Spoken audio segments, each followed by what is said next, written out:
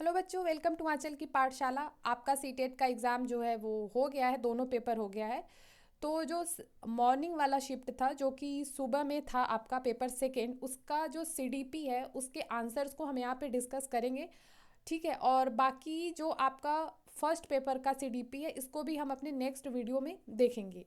तो बहुत ज़्यादा यहाँ पे हम इसको समझ के नहीं चलेंगे, फटाफट से क्वेश्चन और आंसर्स को सिर्फ यहाँ पे देखेंगे। सबसे पहला क्वेश्चन है आपका, जीन पियाजे का मानना था कि फर्स्ट है आपका कि अंतःक्रियाओं के माध्यम से प्राप्त करने के बजाय जन्मजात और दिया हुआ होता है। अधिक जानकार अन्य लोगों के साथ बातचीत से सह निर्मित होते हैं। थर्ड ऑप्शन है एक दृश्य व्यवहार परिवर्तन जिसे विश्वसनीयता के साथ मापा जा सकता है।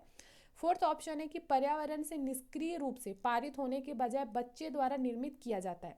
तो इसमें आपका फोर्थ वाला ऑप्शन आपका सही है। और देखिए, आपका ये क्वेश्चन किसी भी नंबर में हो सकता है। इसमें ये फर्स्ट नंबर में है, आपका हो सकता है कि इसमें ये सेकेंड नंबर पे है। फर्स्ट वाला जो क्वेश्चन है वो काफ़ी ज़्यादा मतलब ठीक से आया नहीं है, इसके लिए हम फर्स्ट वाले क्वेश्चन को इसी के जस्ट बाद देखेंगे। तो आप अपना क्वेश्चन मैच कर लीजिएगा और ऑप्शन भी आपको ऊपर नीचे दिया होगा, तो आप उसको पर्टिकुलर पढ़ के ही टिक करिएगा। ठीक है, तो इसमें जो ऑप्शन है कि पर्यावरण से निष्क्रिय रूप से पारित होने के बजाय बच्चे द्वारा निर्मित किया जाता है, ये वाला ऑप्शन आपका यहाँ पे सही है। ठीक है, फिर आइए हम नेक्स्ट क्वेश्चन को अपने यहाँ पे देखेंगे। अभी हमने जिस क्वेश्चन को देखा था वो हमारा क्वेश्चन नंबर सेकेंड था, क्योंकि फर्स्ट वाले में थोड़ा सा ब्लर था, वो ठीक से आया नहीं, इसलिए मैंने नेक्स्ट वाले पेपर से फर्स्ट वाला इसमें लिया है। ठीक है, इस क्वेश्चन को देखते हैं। ये दिया हुआ है कि एक शिक्षिका ने नोटिस किया कि उसका एक छात्र अत्यधिक विचलित है और उसे कक्षा के दौरान ध्यान देने में परेशानी होती है। मैंने जब आपको प्रीवियस ईयर कराया था तो भी मैंने बताया था कि ऐसे बच्चे जो हाइपर एक्टिव होते हैं, जिन जिन बच्चों को ध्यान देने में परेशानियां होती हैं, मतलब उनको ADHD, मैंने एक वर्ड भी आपको बताया था कि ऐसे बच्चों को क्या दिक्कतें होती हैं। ऐसे बच्चों को क्या होता है कि वो ध्यान नहीं दे पाते, एक जगह पे उनका ध्यान बहुत देर तक टिक नहीं सकता है। तो ऐसे बच्चों को पार्ट्स में तोड़ तोड़ के चीज़ों को सिखाना पड़ता है।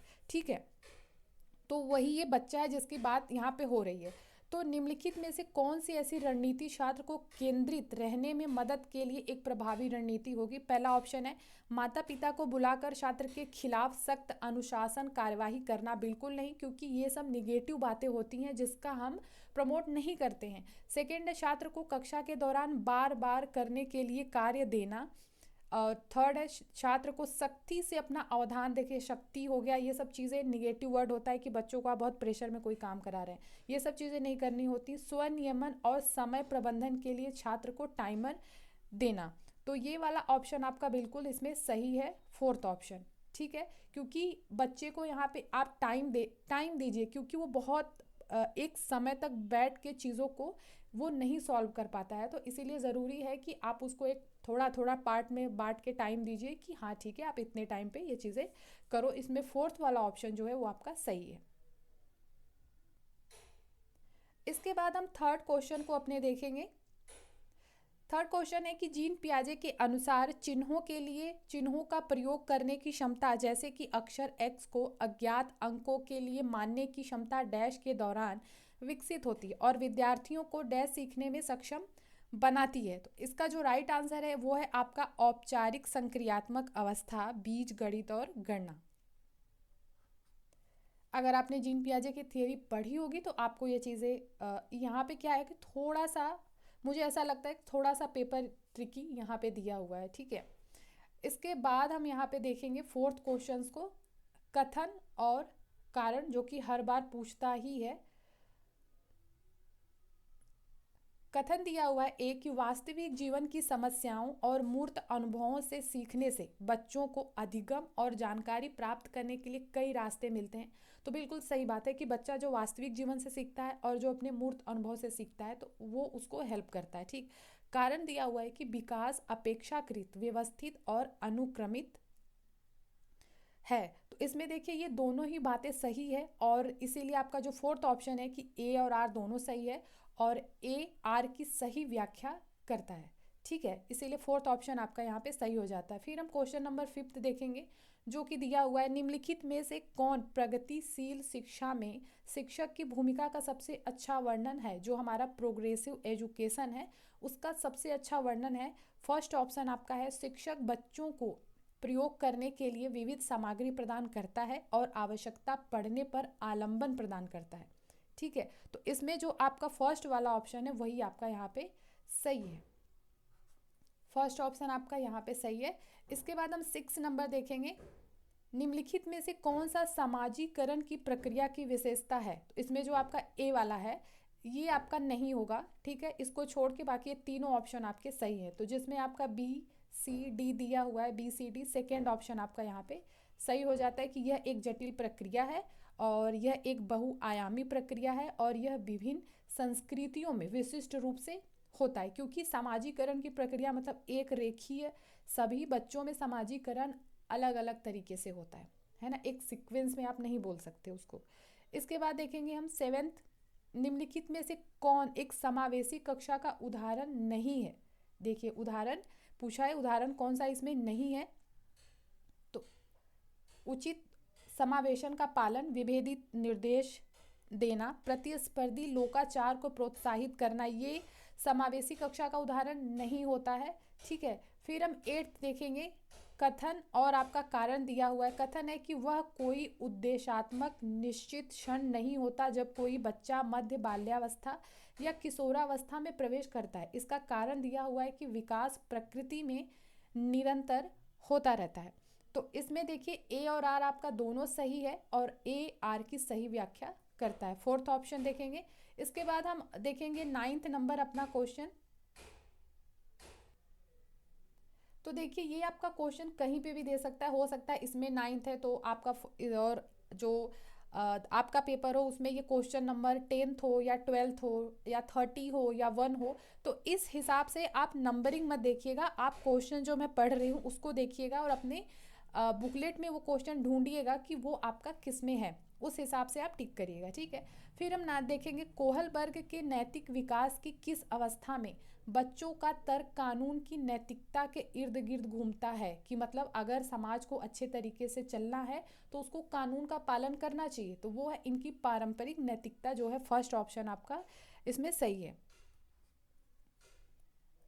फिर हम देखेंगे 10th नंबर, वाइगोस्की के अनुसार संज्ञानात्मक विकास को सुगम बनाने में शिक्षक की क्या भूमिका होती है। तो आलंबन के माध्यम से छात्र के सीखने का मार्गदर्शन और समर्थन करना, फर्स्ट ऑप्शन आपका यहाँ पे सही है। फिर हम 11 नंबर देखेंगे, यहाँ पे फिर से आपका कथन और कारण दिया है। कथन है कि शिक्षकों को निरंतर अपने स्वयं की रूढ़िवादिता और पूर्वाग्रहों पर चिंतन करना। तो हाँ सही बात है कि जो शिक्षक हैं वो जो रूढ़िवादिता और पूर्वाग्रह है उस पर वो चिंतन कर रहे हैं, तो ये बहुत अच्छी बात है। इसका कारण दिया हुआ है कि सांस्कृतिक रूप से उत्तरदायी शिक्षण का अर्थ है शिक्षक चिंतनशील है। तो ये भी सही है कि शिक्षक अगर चिंतनशील है तो बहुत अच्छी बात है कि उसको चिंतन करना चाहिए कि किस चीज़ पे किस तरीके की बातें होती हैं। तो इसमें जो है आपका, इसमें भी फोर्थ ऑप्शन आपका सही है कि ए और आर दोनों सही है, ए आर की सही व्याख्या करता है। देखिए कथन और कारण में ज़्यादातर ऑप्शन इस बार ऐसे ही सही हैं लगभग, कि ए और आर दोनों ही इसमें सही है। फिर 12th नंबर देखेंगे, किशोरावस्था के बारे में निम्नलिखित में से कौन सा कथन सही नहीं है। और मुझे पता है बहुत सारे बच्चों ने ये गलती भी की होगी कि उन्होंने नहीं वाला वर्ड भी नहीं पढ़ा होगा, ठीक है, नॉर्मल है। तो इसमें देखिए जो ऑप्शन आपका है सही वो है आपका, इसमें पूछा है कि किशोरावस्था के बारे में निम्नलिखित में से कौन सा सही नहीं है। तो इसमें सही ये नहीं है कि विभिन्न संस्कृतियों के बच्चे एक समान तरीके से किशोरावस्था में प्रवेश करते हैं और इसे अनुभव करते हैं। ऐसा बिल्कुल ज़रूरी नहीं होता है कि जितने भी बच्चे हैं वो किशोरावस्था में जो जा रहे हैं वो एक समान संस्कृति का अनुभव करते हैं। ठीक है, ऐसा तो नहीं, अलग अलग बच्चे अलग अलग तरीके से उनका एक्सपीरियंस होता है अलग अलग चीज़ों पे। ओके, इसके बाद हम आगे देखेंगे 13, कोहलबर्ग के नैतिक विकास के सिद्धांत की कैरोल गिलिगन की आलोचना का केंद्रीय तर्क है। तो ये है आपका स्कूल जाने वाले बच्चों के लिए, इसमें आपका फोर्थ ऑप्शन सही रहेगा, देखभाल की नैतिकता और नारीवादी दृष्टिकोण। ठीक है, इसके बाद हम 14 नंबर देखेंगे जो कि फिर से आपका कथन और कारण है। छात्रों के अच्छा प्रदर्शन करने और स्कूल में बने रहने की अधिक संभावना है कि यदि उनको अपने स्कूल से भावनात्मक लगाव है और वे मानते हैं कि उनका होना मायने रखता है। तो ये देखिए, ये बिल्कुल सही बात है और इसका कारण है कि भावनाएं सीखने में महत्वपूर्ण भूमिका निभाती हैं। ये भी बिल्कुल सही बात है कि अगर आपके इमोशंस जो है वो बहुत आपको इफ़ेक्ट करते हैं, अच्छे बुरे दोनों तरीके से, तो इसमें आपका ए और आर दोनों सही है और आर ए की सही व्याख्या करता है। फोर्थ ऑप्शन इसमें आपका सही है। इसके बाद हम 15 देखेंगे। निम्नलिखित में से कौन सा संरचनावादी अधिगम सिद्धांत का मूल सिद्धांत है? तो इसमें आपका जो है कि छात्र अपने पर्यावरण के साथ सक्रिय संलग्नता के माध्यम से अपने ज्ञान का निर्माण करता है। ये वाला ऑप्शन सही है, जो कि इसमें सेकंड है। आप देख लीजिएगा आप में ये वाला ऑप्शन कहाँ पे है। फिर 16 देखेंगे। सुजाता नृत्य प्रतियोगिता में केवल इसलिए उत्सुकता से भाग लेती है क्योंकि वह नगद का प्रथम पुरस्कार जीतने में रुचि रखती है। तो ये सिंपल है कि वो जो बच्ची है वो बाहरी रूप से प्रेरित है, क्योंकि अगर वो आंतरिक रूप से भी प्रेरित होती तो उसको पुरस्कार जैसी चीज़ों से नहीं मतलब होता कि उसे मिला या नहीं मिला, उसको अच्छा लगता है, बस वो इसलिए डांस कर रही है। बट वो पुरस्कार के लिए कर रही है, तो ये बाहरी रूप से अभिप्रेरित है। ठीक है। 16 देखेंगे। एक माध्यमिक स्कूल शिक्षक छात्रों को संकल्पनाओं और वास्तविक दुनिया के अनुप्रयोगों के बीच संबंध बनाने में मदद करके सार्थक सीखने को सक्षम बनाता है। निम्नलिखित में से कौन सी गतिविधि एक उपयुक्त शैक्षणिक रणनीति होगी? तो इसमें है कि छात्रों को छोटे समूह में वर्तमान मुद्दे पर शोध करने दें और अपने निष्कर्ष कक्षा में प्रस्तुत करें। थर्ड ऑप्शन आपका यहाँ पे सही है। फिर हम 18 देखेंगे। रचनात्मक मूल्यांकन के लिए कार्य की प्रगति को दर्शाने पोर्टफोलियो एक प्रभावी प्रणाली है, क्योंकि वे मुख्य रूप से अंतिम उत्पाद की प्रस्तुति पर ध्यान केंद्रित करते हैं। वे व्यक्तिगत छात्रों की प्रगति के बारे में अंतर्दृष्टि देते हैं, मूल्यांकन की प्रक्रिया में छात्रों को शामिल करते हैं, या फिर वे छात्र अधिगम के ठोस सबूत पेश करते हैं। तो इसमें जो आपका सही है वो आपका ए सही है, बी सही और सी सही है। सबूत, ठोस सबूत पेश करते हैं, मतलब किस तरीके की बात हो रही है, तो ये ऑप्शन आपका ऐसे भी गलत है। इसीलिए आपका सेकंड वाला जो ऑप्शन है ए बी डी, ए जस्ट मिनट, देखिए इसमें सी वाला ऑप्शन जो है नहीं है। ठीक है, सी वाला ऑप्शन इसमें नहीं है। इसमें डी वाला ऑप्शन आपका सही होगा। वे मुख्य रूप से अंतिम उत्पाद की प्रस्तुति पर ध्यान केंद्रित करते हैं। हाँ, आपका सी वाला ऑप्शन नहीं होगा। इसमें आपका जो होगा वो ए बी और डी सही होगा। ठीक है, थर्ड ऑप्शन आपका यहाँ पे सही है। इसके बाद हम देखेंगे 19। शिक्षार्थियों के बीच व्यक्तिगत विभिन्नताओं को संबोधित करने के लिए एक शिक्षक को विभिन्नताओं को मानव विविधता की प्रत्यक्ष विशेषता के रूप में मानना चाहिए। ठीक है, क्योंकि जो मानव है वो हर तरीके से विभिन्न, हर इंसान से अलग होता है। तो ये जो इनकी विभिन्नताएं हैं इंसानों की, उसको एक विशेषता के रूप में मानना चाहिए कि हाँ ठीक है, ये एक अच्छी बात है। ठीक है, सेकेंड ऑप्शन आपका यहाँ पे सही है। 20 देखेंगे हम यहाँ पे। लेव वाइगोस्की के अनुसार बच्चे डैश के साथ अंतःक्रिया के अनुभव से लाभान्वित होते हैं और उन कार्यों को कर पाते हैं जो उनके समीप दूराभिमुख विकास के क्षेत्र डैश है। ठीक है, तो इसमें जो ऑप्शन है आपका वो है फोर्थ, अधिक जानकार, अन्य, अंदर। ओके, फिर हम 21 देखेंगे। आलोक निम्नलिखित व्यवहार दिखाता है। पढ़ते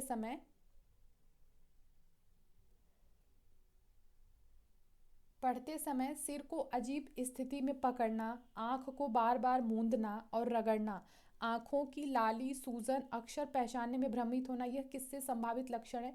तो इसको पढ़ के बहुत सिंपल समझ में आ रहा है कि उसको उसकी आँखों में उससे रिलेटेड कोई प्रॉब्लम है बच्चे को। ठीक है, तो सीधे सी बात है कि दृष्टि संबंधी समस्या उसको है, क्योंकि वो सिर को अजीब तरीके से पकड़ रहा है पढ़ते टाइम, मतलब उसको देखने में दिक्कत लग रही है, आंखों को बार बार वो मूंद रहा है, रगड़ रहा है, फिर आंखों में सूजन आ जा रहा है। तो ये सारी दिक्कतें बच्चे की आंख में है, तो ये दृष्टि संबंधी समस्या बच्चे की है। फिर हम 22 देखेंगे। पाठ्य पुस्तकों और मीडिया में विभिन्न जेंडर का प्रतिनिधित्व कितना और किस तरीके से किया जाता है जैसे महत्वपूर्ण प्रश्न पूछने से किसको प्रोत्साहन मिलता है। तो ये है आपका फोर्थ ऑप्शन, जेंडर रूढ़िवादिता पर सवाल उठाना, जेंडर रूढ़ियों पर सवाल उठाना, फोर्थ ऑप्शन आपका सही है। 23 देखेंगे, एक प्रगतिशील कक्षा में आकलन क्या होता है, गतिशील होता है, सिंपल प्रोग्रेसिव क्लासरूम। ओके। 24 देखेंगे, निम्नलिखित में से कौन सा ऐसे प्रश्न का उदाहरण है जिसमें छात्रों को जानकारी का विश्लेषण करने की आवश्यकता होती है। तो वो है आपका fourth option, to kill a mockingbird उपन्यास का कथानक क्या है। ठीक है, विश्लेषण करने की आवश्यकता इसमें पड़ रही है। इसके बाद हम देखेंगे 25, यहाँ आपका कथन और कारण दिया हुआ है। कथन है आपका कि जब एक बच्चा किसी कार्य को करने में जितना कम सक्षम एक बच्चा किसी कार्य को करने में जितना कम सक्षम होता है, शिक्षकों को उतने ही अधिक संकेत व इशारे देने चाहिए और जैसे जैसे बच्चा अधिक से अधिक कर सकता है, शिक्षक को कम से कम मदद करनी चाहिए। तो ऐसी कोई बात नहीं है, ठीक है, तो इसको हम सही नहीं कह सकते। इसका कारण दिया हुआ है कि बुद्धि को बुद्धि लब्धि की गणना करके सटीक रूप से नहीं मापा जा सकता है। तो इसमें देखिए जो आपका सही है वो है आपका ए और आर दोनों सही है, लेकिन ए आर की सही व्याख्या नहीं करता है। ठीक है, आई थिंक यही होगा, ए और आर दोनों सही है, ठीक है, लेकिन इसका इससे कुछ लेना देना है नहीं, आर ए की सही व्याख्या नहीं करता इसमें आपका। ठीक है, ये वाला सही है, ठीक है, ए और आर वाला फर्स्ट ऑप्शन आपका राइट है। आप देख लीजिएगा कि आपका इसमें कौन सा ऑप्शन सही है। फिर आपका 26 है कि निम्न में से कौन सा एक महारत लक्ष्य अभिविन्यास का वर्णन करता है। तो ये है आपका किसी कार्य के लिए अपनी कौशल और समझ को सुधारने पर ध्यान देना, फर्स्ट ऑप्शन आपका सही है। इसके बाद हम 27 देखेंगे, निम्नलिखित में से कौन सी प्रक्रिया वातावरण से प्राप्त जानकारी के अर्थ निर्माण और इसे स्मृति में आगे संग्रहित करने के लिए आवश्यक है। तो वो है आपका ध्यान देना, अटेंशन। ठीक, फोर्थ ऑप्शन आपका सही है। इसके बाद हम 28 को देखेंगे, इसमें आपका कथन और कारण दिया है। कथन दिया है कि एक समावेशी कक्षा में सीखने के लक्ष्यों, शैक्षणिक रणनीतियों के साथ साथ आकलन में अनुकूलन किया जाना चाहिए। तो सही बात है। इसका कारण दिया हुआ है कि समावेशन का दर्शन शैक्षणिक दृष्टिकोण और मूल्यांकन के माध्यम से सभी व्यक्तिगत मतभेदों को समाप्त करने की वकालत करता है। तो ये आपका कारण गलत है, क्योंकि यहाँ पे जो कारण दिया हुआ है समावेशन का, ये सीधे सीधे गलत है। क्योंकि समावेशी शिक्षा होता क्या है, जिसमें सभी बच्चों को हम समान रूप में लेके चलते हैं। उनके अंदर चाहे जितनी व्यक्तिगत विभिन्नताएं हैं, लेकिन एज अ टीचर हमारा ये काम है कि हम सारे बच्चों को एक समान शिक्षा दें। इसीलिए ये वाला जो है ये गलत है। ठीक है, तो इसमें आपका ए सही है लेकिन आर इसमें गलत है। तो आपका सेकेंड वाला ऑप्शन सही हो जाएगा। ठीक है, फिर आपका 29 है कि अपठन वैकल्य जिसको डिसलेक्सिया एक डैश स्थिति है जो शिक्षार्थियों की डैश की क्षमता को प्रभावित करती है। तो ये स्थिति क्या है, ये न्यूरोलॉजिकल है, क्योंकि ये ब्रेन से रिलेटेड होता है। ठीक है, तो और शिक्षार्थियों को ये ध्वनियों को प्रतीकों चिन्हों के साथ जोड़ने में, ठीक है, डिसलेक्सिया क्या होता है ये भी मैंने आपको पढ़ाया हुआ है। वो वाली मूवी तारे ज़मीं पे आमिर खान की, वो बच्चे में जो ईशान है उस डिसलेक्सिया के ऊपर वो मूवी बनी हुई है। इसके बाद हम 30 देखेंगे, एक प्रारंभिक विद्यालय का शिक्षक छात्र के शैक्षणिक आत्म संप्रत्यय के विकास को दृढ़ता से प्रभावित करता है। तो इसमें जो आपका लास्ट है ऑप्शन सही है, इसमें सेकंड, छात्रों में स्वायत्त और पहल को पुरस्कृत करना। ठीक है, सेकंड ऑप्शन आपका यहाँ पे सही है। तो ये सीडीपी का 30 क्वेश्चन यहाँ पे हो गया, और अभी हम पेपर फर्स्ट का सीडीपी जस्ट इसके बाद ही करेंगे। ठीक है, आई होप आपके आंसर्स अच्छे रहे होंगे और आपको बहुत डिफरेंसेस नहीं मिलेंगे। 1 से 2 में हो सकता है कि आंसर की में चेंज हो। बाकी चीज़ें तो उम्मीद करते हैं कि सब सही होगा। ठीक है, तो चलिए फटाफट से हम मिलते हैं हम नेक्स्ट वीडियो में नेक्स्ट आंसर की को देखने के लिए। अच्छा लगा तो लाइक शेयर सब्सक्राइब ज़रूर करिएगा। मिलते हैं नेक्स्ट वीडियो में, तब तक के लिए आप अपना ख्याल रखें।